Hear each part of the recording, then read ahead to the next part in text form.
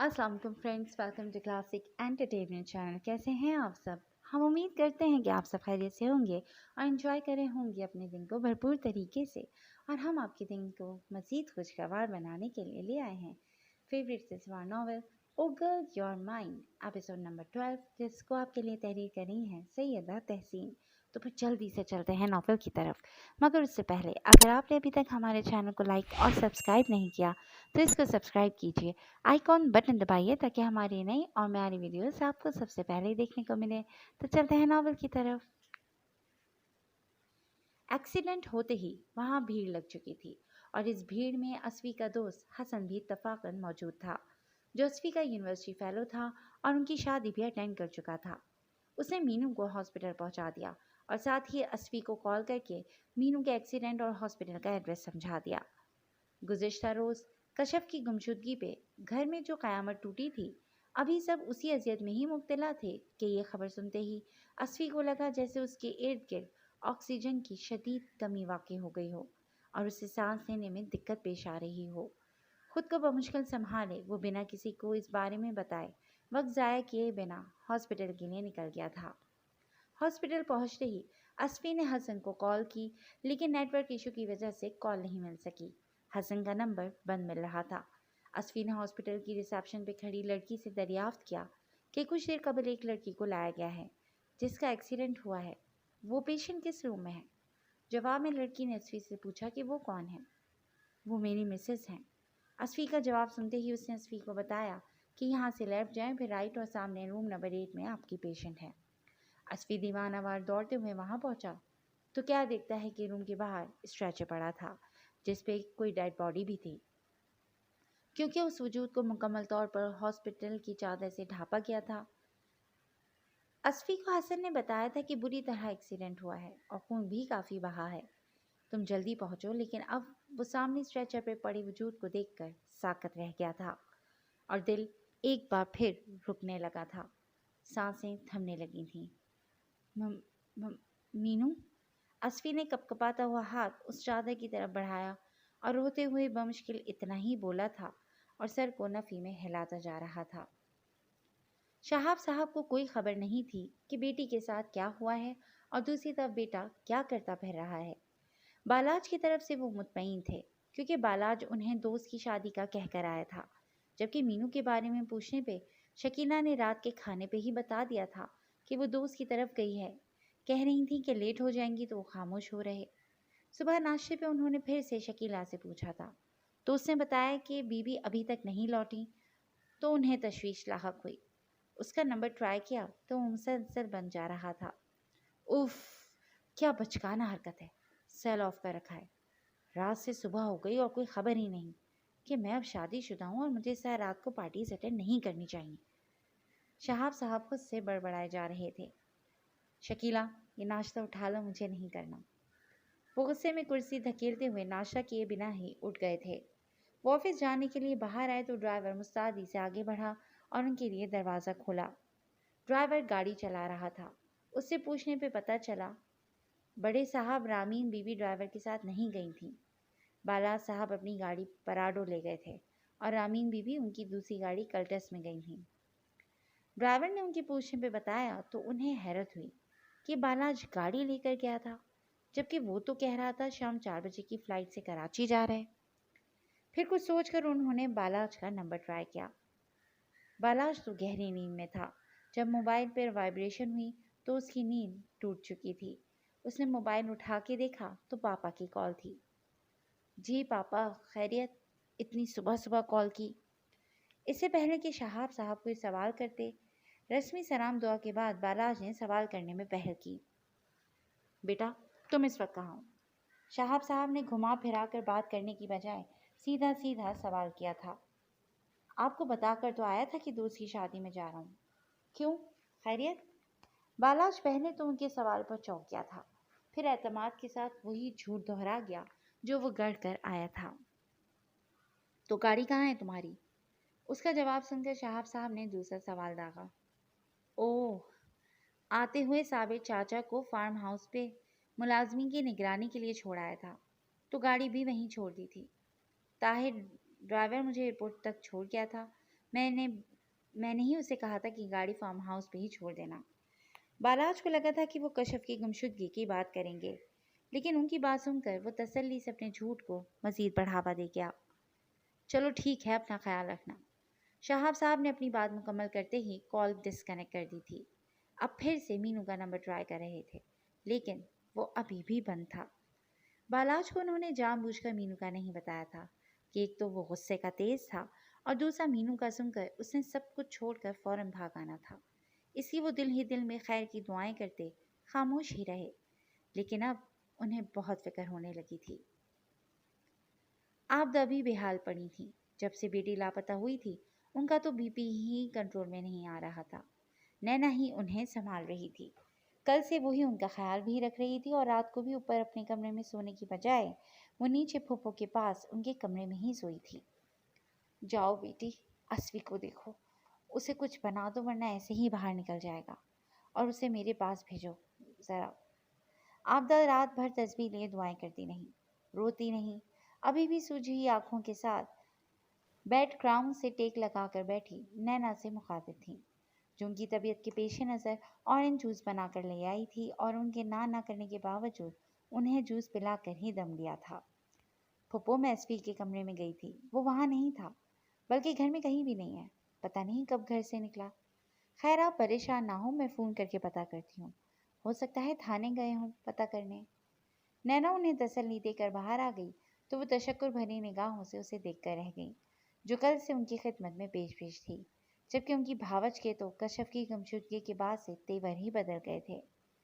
वो तो नैना को भी नीचे जाने से रोक रही थी, लेकिन सफ़ीर साहब ने बेटी को नीचे भेज दिया। वो भावच की बातें याद करके और कश्यप के बारे में सोच सोच कर फिर से रोने लगी थी। कश्यप भी बेसुध पड़ी थी जब बालाज ने मोबाइल साइड टेबल पर रखते ही उसकी जानिब देखा। उसे देखकर उसका दिल एक बार फिर से मचल गया था। आज के दिन भर नींदें पूरी करने का इरादा है। बालाज ने उसके करीब होते हुए सरगोशी की, लेकिन जवाब ना पाकर उसकी जिसारतें बढ़ने लगीं और उसने जैसे ही कश्यप की पेशानी पर हाथ रखा तो फौरन से पीछे हो गया, क्योंकि वो बुखार में तप रही थी। कश्यप, कश्यप आंखें खोलो। बालाज ने उसके रुखसार थपथपाते हुए उसे पुकारा तो वह मुश्किल बंद खुलती आंखों और खुश्क लबों के साथ उसने पानी मांगा था। बालाज ने कमरे में निगाह दौड़ाई तो याद आया कि खुद जग ग्लास को वो कल रात शाम में गुस्से में आकर तोड़ चुका था, और रात के खाने के बर्तन भी साबिर चाचा ने उसके कहने पर रात को ही उठा लिए थे। जब भी उसे जूतों का भी होश नहीं था, वो यूं ही बाहर की तरफ दौड़ा। उलझे बाल, कपड़ों पर पड़ी सलवटें, ये सब उसके मामूल के और शख्सियत के बरखिलाफ था, क्योंकि वो सुबह अपने कमरे से हमेशा फ्रेश होकर तैयार होने के बाद ही निकलता था। साबिर चाचा ने उसे इस हालत में फिर बिना चप्पल के दौड़ते पाया तो तशवीश से आगे बढ़े। बालाज बाबा, सब खैर है ना? साबिर चाचा, फौरन पानी लाइए, कश्यप को बहुत तेज बुखार है। जाने वो कब से बुखार में तप रही है, मुझे तो अभी मालूम पड़ा है। साबिर चाचा ने उसे जग ग्लास थमाया तो फौरन वो उल्टे कदम अंदर की सिमत दौड़ा। साबिर चाचा जहाँ कश्यप की बुखार का सुनकर परेशान हुए थे, वहीं बालाज की कश्यप के लिए फिक्र देखकर खुश भी थे। बालाज ने उसे सहारा दिए बिठाया और पानी पिलाया। फिर वो उसके सर पर पट्टियां रखने लगा। कुछ वक्त के बाद उसे लगा कि बुखार का जोर टूट चुका है। जब ही वो फ्रेश होने चला गया। फ्रेश होकर लौटा तो उसने ब्लैक शर्ट और ब्लैक कलर की ही पैंट सेब तन कर रखी थी, जिसमें वो और भी वजीह लग रहा था। बालाज ड्रेसिंग मिरर के सामने खड़ा बाल बना रहा था जब कश्यप उठी। उसका सर चकरा रहा था। वो जूते पहने जैसे ही उठकर आगे बढ़ी, उसे चक्कर सा आया और वो गिरने को थी जब बालाज ने अगले ही लम्हे लपक कर उसे बाहों में भर लिया था। कश्यप, तुम्हारी तबीयत खराब थी, तुमने मुझे क्यों नहीं बताया? वो उसे बेड पर बिठाते हुए खुद भी उसके पास बैठ चुका था। मैं ठीक हूँ, कश्यप ने सपाट से लहजे में कहा और फिर से उठी। अब के बालाज ने उसे थाम लिया था और उसकी सिम देखकर सर को हिलाते हुए साथ चलने लगा। कश्यप वार्डरोब के पास आकर रुकी तो बालाज समझ गया और उसे एक बाजू का सहारा दिए हुए खड़ा था, तो दूसरे हाथ को इस संभाल में लाते हुए वार्डरोब से उसके लिए भी ब्लैक कलर का एक ड्रेस निकाला और उसे वॉशरूम तक छोड़ गया। वो फ्रेश होकर लौटी तो अब कतरे बेहतर महसूस कर रही थी। बालाज ने उसे आगे बढ़कर फिर से थाम लिया था। मैं ठीक हूँ अब, कश्यप ने उसकी कुर्बत पर झिझकते हुए कहा। لیکن وہ تو منمانیاں کرنے کا عادی تھا۔ اسے صوفے پر لا بٹھایا، ڈریسنگ سے ہیئر برش اٹھاتے ہی پھر سے اس کے پاس چلا آیا اور دھیرے دھیرے اس کے بالوں میں برش کرنے لگا۔ وہ بھی ہمنوں کی طرح اسے تکے جا رہی تھی، جو کل تک تو اس بات پر بات بے بات بھڑک رہا تھا، اور آج یوں شائستہ رویہ رکھنا اور الفتیں لٹانا، یہ سب کچھ اس کی سمجھ سے بالا تر تھا۔ شاید اس شخص کو سمجھنا اتنا آسان نہیں تھا۔ ناشتہ کر لو، پھر میں تمہیں ڈاکٹر کے پاس لے چلتا ہوں، بالاج نے اس کے بالوں میں برش کرنے کے بعد اسے دیکھ کر کہا، جو کسی گہری سوچ میں گم تھی۔ آپ مجھے گھر چھوڑ دیں پلیز، میں ٹھیک ہو جاؤں گی۔ کشف نے اس کی بات کے جواب میں اپنی خواہش رکھی۔ کیا مطلب ہے اس بات کا؟ کیا تم یہ کہنا چاہ رہی ہو کہ میرے ساتھ رہنے کی وجہ سے تم بیمار ہو؟ بالاج کا لہجہ پل میں ہی بدل گیا تھا۔ میں نے ایسا کچھ نہیں کہا، بس گھر جانے کی بات کی ہے۔ کشف نے اس کے بدلتے تیور دیکھ کر نظریں چرائیں۔ کیا یہ تمہیں گھر نہیں لگتا، یا میرے ساتھ رہنے میں مسئلہ ہے؟ ہاں، یا پھر یوں کہوں کہ اسد کے پاس جانے کے لیے بتاؤ ہو؟ آخری بات پر بالاج کا لہجہ نفرت آمیز تھا۔ بالاج پلیز، اگر شک ہی کرنا تھا تو نکاح کیوں کیا مجھ سے؟ ہاں، نہیں رہنا مجھے آپ کے ساتھ۔ کشف نے بھی اس کے شک کے جواب میں پہلی بار تڑک کر جواب دیا تھا۔ تو سن لو پھر، جب تک میں نہیں چاہوں گا تم یہاں سے ہل بھی نہیں سکتی۔ بیوی ہو اب میری، جتنی جلدی اس حقیقت کو ذہن میں بٹھا لو تو تمہارے لیے بہتر ہوگا۔ دل سے اس اسد کا خیال نکال دو تو یہ بھی تمہارے لیے بہتر ہوگا۔ بالاج نے اس کے قریب ہوتے ہوئے آنکھوں میں آنکھیں ڈالے ہوئے کرخت لہجے میں کہا، کس قسم کے انسان ہیں آپ؟ مجھے کوئی دلچسپی نہیں تھی اسد میں، اور نہ ہی آپ میں۔ مجھے ابھی اپنی اسٹڈیز کمپلیٹ کرنی تھی، اور آپ نے مجھے بے ضرر چڑیا سمجھ کر دبوچ لیا، اور قید کرنے کے بعد اب اس قسم کے الزامات لگا رہے ہیں۔ میرے پر کاٹ کے یہ سوچتے ہیں کہ میں اڑنا چاہتی ہوں۔ مجھے بس ایک بات کا جواب دے دیجیے کہ آخر میرا قصور کیا تھا؟ ایسی کوئی غلطی یا کچھ تو ہوا ہوگا جس کا انتقام لینے کے لیے آپ نے ہماری عمروں کا تضاد تک نہیں دیکھا، اور میرے ساتھ یہ سب کیا ہے؟ کشف کرب سے اس سے سوال کرتی ازی سے نچلا لب کچلنے لگی تھی۔ سننا چاہتی ہو تو سنو۔ اچھی لگی تھی تم مجھے، سوچ لیا تھا کہ تم میری دلہن ہی بنو گی۔ تمہارے لیے تو اپنے ماموزاد یعنی اسد صفی کو مارنے کو بھی تیار تھا۔ اچھا ہوا کہ تم آرام سے ہی مان گئی۔ دوسری وجہ مینو، میری جان، میری گڑیا ہے۔ مجھے پتا چلا تھا کہ تمہارا بھائی یعنی میری خالہ زاد اسفند کمال میری بہن کو تانے دیتا ہے، اسے ستاتا ہے، تو یہ ضروری ہو گیا تھا۔ اب بھلے تم میرے نکاح میں ہو، لیکن جب گھر جاؤ گی تو جانتی ہو سب کی نظروں میں تمہارا کیا مقام ہوگا۔ اب تمہارا بھائی کبھی میری بہن کو گھر سے بھاگنے کا تانا نہیں دے گا، کیونکہ مینو نے کسی کے بہکاوے میں آ کر ارادہ ضرور کیا تھا، لیکن اپنے ارادے میں کامیاب نہیں ہوئی تھی، بلکہ عزت سے رخصت ہو کر تمہارے بھائی کے ساتھ گئی تھی۔ لیکن اس کی بہن تو خاندان کی عزت خاک میں ملا چکی ہے۔ لوگوں کی نگاہ میں تمہاری پیشانی پہ جو کلنک لگ چکا ہے، تمہارا بھائی اسے عمر لگا کر بھی نہیں مٹا پائے گا۔ جب تم یہاں سے 4-5 روز بعد جاؤ گی، تمہارا بھائی کسی کے سامنے نظریں اٹھانے کے قابل نہیں رہے گا۔ بالاج اپنی بات کہہ کر ہذیانی کیفیت میں ہنسا تھا۔ کشف کے رخساروں پر آنسو بہتے جا رہے تھے۔ مجھے اپنے کھوٹے نصیب پر ہمیشہ ملال رہے گا کہ میرے مقدر میں اس قدر کم ظرف مرد لکھا گیا، جو انتقامی کارروائیوں کے لیے ایک عورت کا استعمال کر کے اس حد تک گر سکتا ہے۔